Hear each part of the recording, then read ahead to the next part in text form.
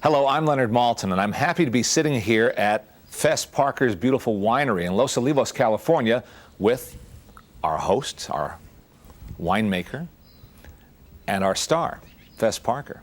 Thanks for letting us come and visit you today. It's a pleasure, Leonard, and it's always great to see you. Thank you. I've just been watching again the Davy Crockett shows as they first appeared on the air, and it's taken me back a long time. And I wonder if you have a specific recollection of the first time you met Walt Disney and heard about this idea. I certainly do. You know, when Walt Disney saw a bit from the movie Them, and that led to a series of meetings with Bill Walsh, who later produced the shows, and Tom Blackburn, who wrote the screenplays. And after I'd been out a couple of times, I was asked to come again, and they said, now you're going to meet Walt. And he came down the hall in the writers' building there and came in, and he said, why don't you come with me? And we walked down the hall, and there was a desk and two chairs, and I was carrying my little guitar. And he said, where are you from, and what have you been doing? And he made me feel comfortable right off. I mean, he was not threatening, or I felt very comfortable. And finally he said, I see you brought your guitar. And I said, yeah, I write a little song or two. And he said, well, play me one. So I did. And he said, okay, thank you. And we parted, and a few days later they said, come back, and we're going to do the thing with you. Did you realize the importance of that statement, of that commitment at that moment? No, not really. You know, I, after all, had just done the leading male role in an Annie Oakley. So, you know, Walt Disney was, that was a magic place. And I'd been in all the studios. I'd been a freelance actor for about 3 years, so I was familiar, but there was something about the Disney studio that was very special, and it was collegiate. And calm and peaceful, and the people were more like family than any place I'd been. And I don't imagine, as a working actor, you necessarily met the boss at every studio you went to. No, Mr. Mayor managed to avoid me, and so did Jack Warner. Did you feel Walt's hand or see Walt's hand at work as the shows were being prepared, or was it the people on the front line who were actually getting the job done? I think Walt was very much involved, although I didn't realize it at the time. First of all, if I can just tell you that the company was, Disney did not have a resident film organization, so the people were independent cameramen and directors and so forth from the industry. So they all came together, and Walt Disney sent us as far away from the studio as you can get, Cherokee, North Carolina. There was one telephone in Cherokee and a motel and a filling station, and that was it. And we were there for 2 or 3 weeks, and it wasn't long until it was apparent that we were running over schedule. But he liked what he was seeing, and then he visited us one day. Pat Hogan, who played Red Stick the engine, had just been beating me up all day. And Walt and Lily showed up with some friends of theirs, and I think from that moment on, we felt pretty good that he'd come to see what we were doing. Do you remember getting any instructions about how to play Davy? I mean, there was a script which indicated a lot, but did you have any kind of coaching, or did someone say to you, you know, be more of this, be less of that, or did you sort of feel your own way? Actually, I had quite a conflict with the director.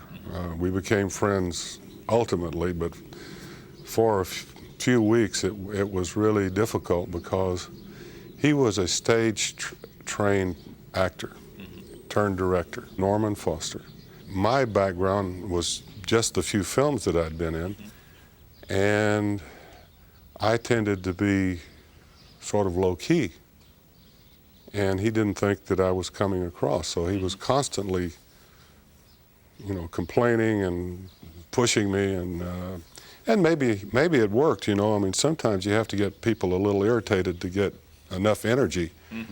So I've never known where the equity was there, but between us, it worked out. And years later, we became friends but for a long time, we weren't comfortable. The location filming adds so much Yes. to these shows. First off, they look beautiful, but obviously there's an authenticity you're not going to get on the back lot. That's true. And you know, that was another thing that Walt Disney allowed us to do. We traveled from Cherokee, North Carolina into Tennessee. There was a beautiful river there, and that's where we did the bear wrestling scene. You sure spoiled things good. Now I gotta do it the old-fashioned way. Yee-hoo! Give him that fur, Davy! And then we moved on to Nashville to Percy Warner Park, which was a huge park right in the middle of Nashville. And it was just as natural as if we'd been 40 miles south. So we shot a lot of the film there, but I think the high point was Andrew Jackson's home, the Hermitage, was available for us. And we were able to shoot there on the grounds and then stop at the door. And then there was a banker who lived in Nashville who had done a replica of the Hermitage. And he allowed us to come inside, so we had to both ways. And there was something else about it. I think the people in Carolina and Tennessee became really very involved, and particularly the actors, the community actors who played the legislators and the business people. We really did have some very talented people that I think television was just discovering. Mm-hmm. You and Betty Upson just seemed like a perfect fit. We did hit it off, and in so many instances, Buddy, was teaching me things. And for example, they brought up 2 horses for us to ride in one of the episodes. One was black and one was white. So I said, Buddy, which one do you want? And he said, I'll take the white one.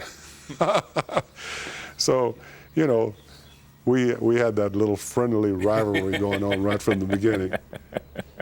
I'm thinking about other good people like William Bakewell. Oh, Billy Bakewell became a lifelong friend, and he touched my life in many ways, and not the least of which was introducing me to the motion picture Country Home. Mm-hmm. And he sponsored me to be a member of the Board of Trustees for a while, but then when I started shooting Daniel Boone, I didn't have time, so I had to resign. Now, Kenneth Tobey has a funny situation. He's in both series of Crockett in right. quite different parts. Right. I guess they thought kids wouldn't notice, huh? I don't think they did. I think he got away with it. He was a great boy, and Jocko was just one of my favorite characters. What's your name? Jocko? Mine's Georgie. Well, I'm pleased to meet you.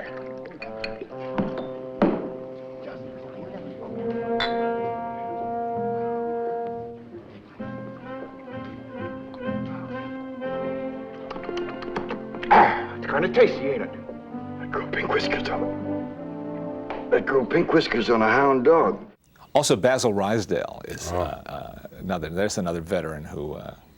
People, no one in today would know Basil Ruysdael. He was a light opera performer. He sang. He was a great character actor. Enjoying yourself, Davy?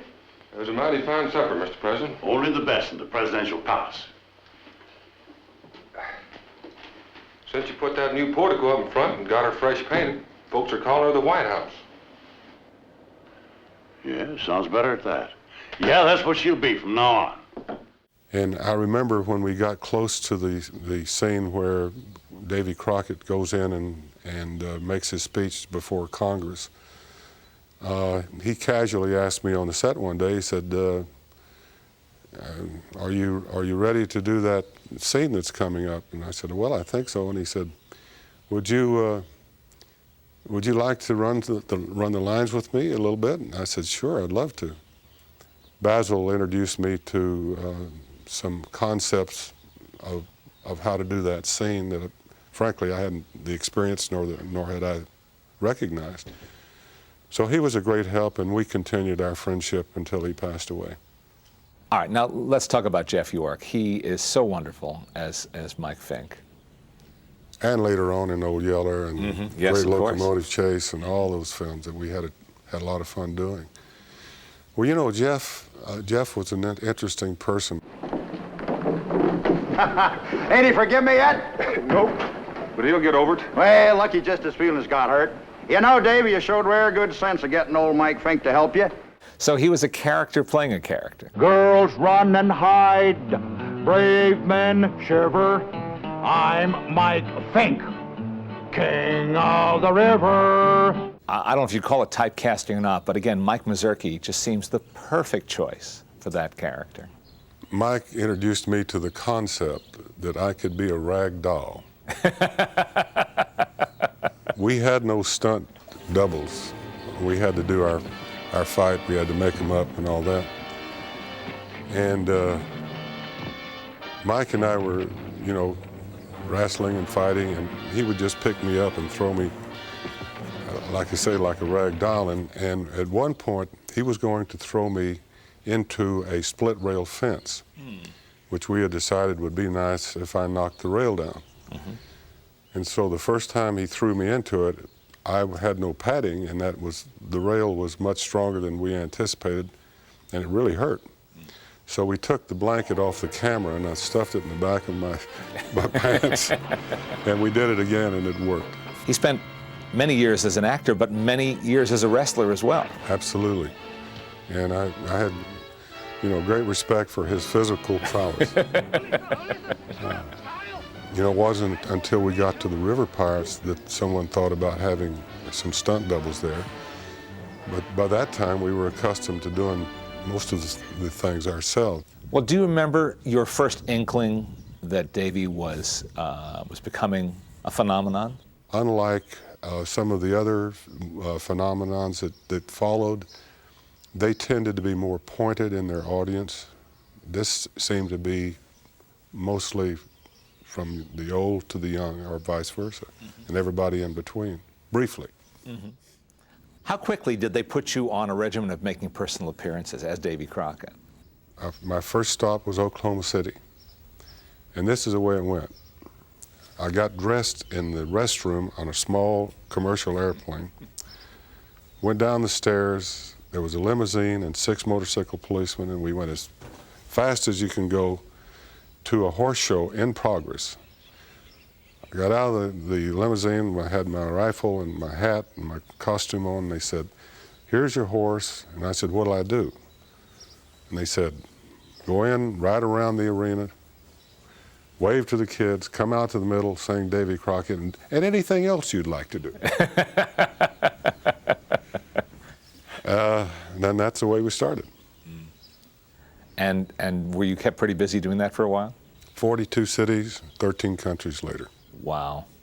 But I basically didn't mind doing the PR for the studio. Walt had given me 10% of the Davy Crockett merchandise. That is the Walt Disney Davy Crockett merchandise. You know, so I enjoyed doing those personal appearances and going to Hudson's department store in Detroit and Pizzitz and Birmingham and, you know. But it was a great adventure. I enjoyed it. And then you were at opening day of Disneyland, which was another, I'm sure, memorable day. Yes. In my wildest dreams, I didn't expect to sing and dance on live television, but we did. Such as it was. When I was riding through the woods to trade off skins for boughten goods, 40 arrows hit a tree. I knew the Sioux were out for me. I had the great pleasure of riding with Walt in the first parade, and then going over to the fire station and having a little libation and sliding down the fire pole. And I think a very exciting and memorable moment for me was Walt standing out with his Hawaiian shirt, and in the crowd looking and seeing what he had put together. And then his first speech, and I always thought he made great speeches. He had a knack of communicating verbally, personality-wise. He was a good salesman. Oh, he's a great communicator, wasn't he? He was. Yeah. What was the best thing about being part of that Walt Disney family? I've had the friendship and the interest of so many people, and in such a broad way, because Disney is not just a popular product in America, it's a popular product in the world. And so to be a part of something of that